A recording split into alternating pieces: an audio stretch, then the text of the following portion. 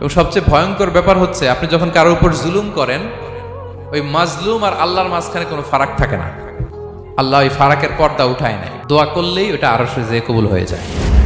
খবরদার, মজলুমের কান্না কখনো বৃথা যায় না। জীবনের কোনো না কোনো সময়ে এর প্রায়শ্চিত্ত আপনাকে করতে হবে। জীবনের কোনো না কোনো সময়ে এর প্রায়শ্চিত্ত করে আপনাকে মরতে হবে। বদদোয়া করছে, ডাইরেক্ট কবুল। খবরদার আমার পেনাঙ্গের ভাইয়েরা, আমরা যেন জালিম না হই।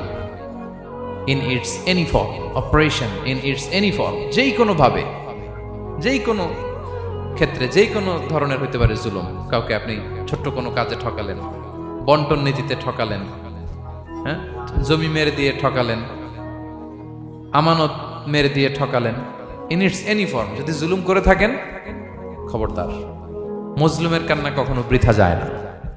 জুলুম শুধু আমাদের জন্যই হারাম না, আল্লাহর জন্য হারাম। আল্লাহ তাআলা বলেন হাদিসে কুদসিতে, ইয়া ইবাদি, হে আমার বান্দারা, ইন্নী হারামতু যুলমা আলা নাফসি, আমি জুলুমকে আমি আল্লাহ নিজের উপরে হারাম করেছি। ওয়া জাআলতুহু বাইনাকুম